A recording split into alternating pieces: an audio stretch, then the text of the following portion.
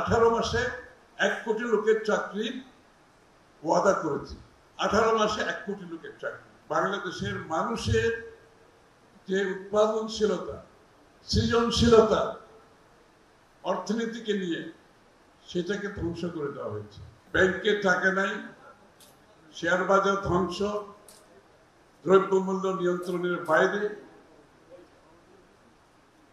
ব্যবসায়িক পরিবেশ নষ্ট, যেটাকে ইজ অফ ডুইং বিজনেস বলা হয়, যে ব্যবসা করার জন্য যে পরিবেশ সেটাও ধ্বংস। কারণ কিছু লুটেরা লোকজন, শ্রেণীর লোকজন ব্যবসা বাণিজ্য করেছে, মনোপোলাইজ করেছে, এটাকে নিজেদের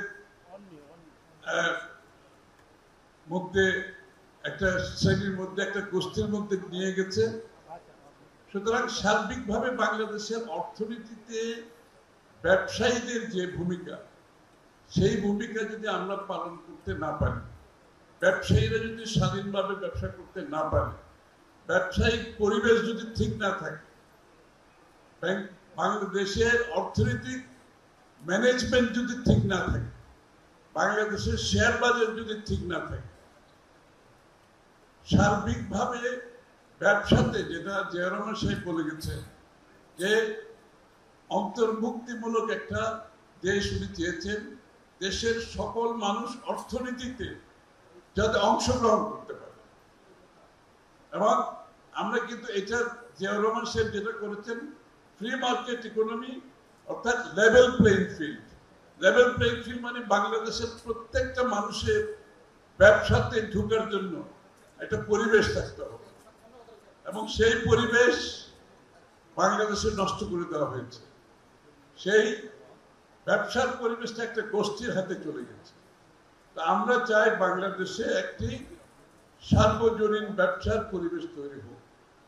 সকল বাংলাদেশিরা, পুরুষ, মহিলা, ইয়াং, ওল্ড, সবাই যাতে নির্বিঘ্নে, নির্দ্বিধায় একটি সুন্দর ব্যবসায়িক পরিবেশে তারা যাতে ব্যবসা বাণিজ্য করতে পারে, এটা অত্যন্ত গুরুত্বপূর্ণ। এবং এটা আমরা একটা নতুন নাম তারেক রহমান সাহেব দিয়েছেন, ব্যবসাকে গণতন্ত্রায়ন করা, ডেমোক্রেটাইজেশন অফ দি ইকোনমি। অর্থাৎ আমরা শুধু রাজনীতিকে গণতন্ত্রায়ন করলে তো হবে না, ব্যবসাতে একটা গণতান্ত্রিক অধিকার সকলের থাকতে হবে। নারী পুরুষ সকলের জন্য একটা, সকলের জন্য লেভেল প্লেইং ফিল্ড থাকতে হবে।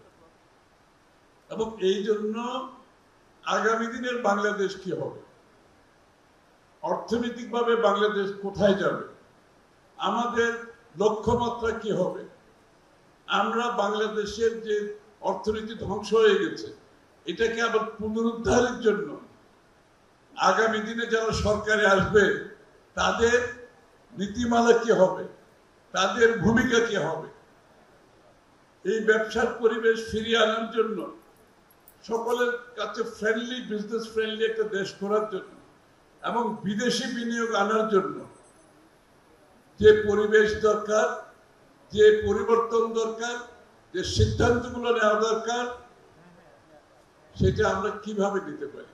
আপনাদের এখানে আসার উদ্দেশ্য হচ্ছে আপনাদের কথা শুনতে হবে, ব্যবসায়ীদের সমস্যা কি বুঝতে হবে। ব্যবসার সাথে একটা রাজনৈতিক সরকারের একটা ঘনিষ্ঠ সংযোগ থাকে।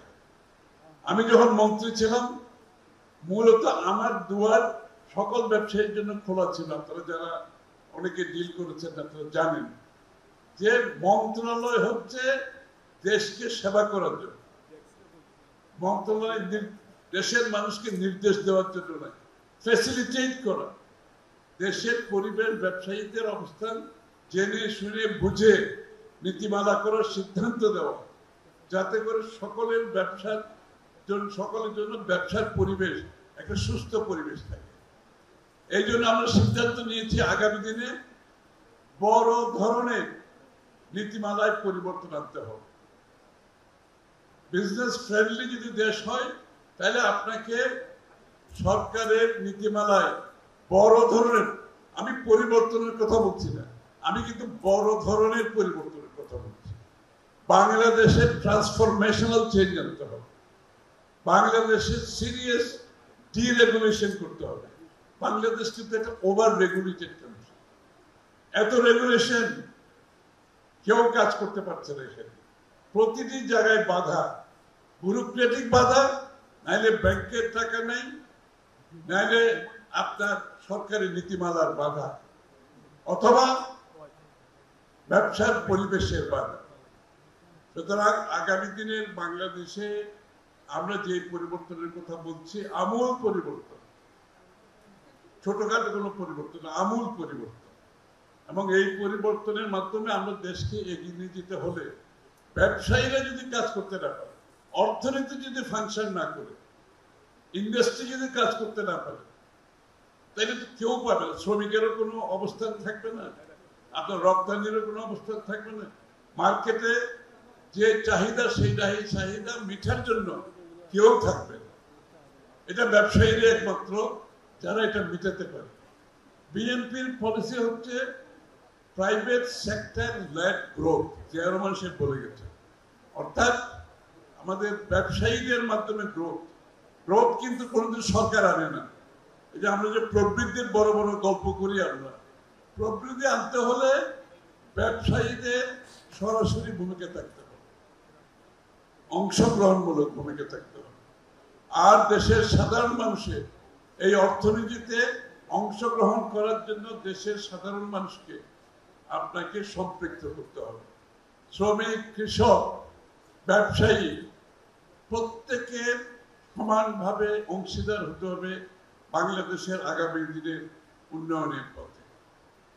এই জন্য আমাদের যেই দলটি বাংলাদেশে মুক্তবাজার অর্থনীতি প্রবর্তন করেছে, যেই দলটি বাংলাদেশে সব অর্থনৈতিক সংস্কার যে দলটি করেছে, যে দলটি বাংলাদেশের অর্থনৈতিক উন্নয়ন, সামাজিক উন্নয়ন, বিদেশি বিনিয়োগ, কৃষকের, শ্রমিকের স্বার্থ সংরক্ষণ করে বাংলাদেশকে অর্থনৈতিকভাবে একটা জায়গায় নিয়ে গেছে। গত 15 বছরে সেটা আবার ধ্বংস করা হয়েছে। আপনাদের মনে থাকার কথা, আমরা যখন শেষ বয়ে ক্ষমতা ছাড়ি বিএনপি 2007-এর দিকে, 7-8 দিকে, বাংলাদেশের প্রবৃদ্ধি ছিল 7.06। এই প্রবৃদ্ধি কিন্তু এখনো বাংলাদেশে অর্জন হয়নি, এটা অনেকে হয়তো ভুলে গেছে। 7.06 প্রবৃদ্ধি ছিল আমরা যখন সরকার থেকে চলে যাই। এবং যেই ধারা আমরা স্থাপন করেছিলাম, ওই ধারা যদি যদি এভাবে চলতে থাকতো, বাংলাদেশ আজকে 10% প্রবৃদ্ধিতে থাকবে, 10% ডাবল ডিজিট গ্রোথে থাকবে। কিন্তু সেটা গত 17 বছরে ধ্বংস করে দেওয়া হয়েছে। বাংলাদেশের মানুষের যে উৎপাদনশীলতা, সৃজনশীলতা অর্থনীতিকে নিয়ে, সেটাকে ধ্বংস করে দেওয়া হয়েছে। সেটাকে আবার পুনরুদ্ধার করতে হবে। অর্থনীতিকে পুনরুদ্ধার করতে হলে ব্যবসায়ীদের ভূমিকা সবচেয়ে বেশি। আমরা 18 মাসে 1 কোটি লোকের চাকরির ওয়াদা করেছি। 18 মাসে 1 কোটি লোকের চাকরি, এটা কিন্তু অনেক বড় টার্গেট। কিন্তু আমরা টার্গেটটা দিয়ে বসে নাই। এই টার্গেট পূরণ করার জন্য কোথায় কোথায় আমরা চাকরি হবে সেটা আমরা সিদ্ধান্ত নিয়েছি। আমরা কাজ করেছি কোন কোন সেক্টরে কত লোকের চাকরি হবে, আত্মকর্মসংস্থান হবে, বিদেশে যাবে। 10 কোটি লোককে যদি আমরা 1 কোটি লোককে যদি আমরা প্রথম 18 মাসে তাদের কর্মসংস্থান, আত্মকর্মসংস্থান সৃষ্টি করতে পারি, বাংলাদেশের অর্থনীতি 18 মাসে ভালো অবস্থানে চলে যাবে। এই ক্রাইসিস থেকে আমরা বেরিয়ে যেতে পারবো। এবং প্রতিটি ক্ষেত্রে, আমরা পাওয়ার সেক্টরের ক্ষেত্রে বলেন, আমরা স্বাস্থ্য, শিক্ষার ক্ষেত্রে বলেন, আমরা সিদ্ধান্ত নিয়েছি জিডিপির 5% করে স্বাস্থ্য খাতে, শিক্ষা খাতে আমরা ব্যয় করব। এত বড় সাহস নিয়ে কেউ কোনোদিন প্রোগ্রাম করেনি।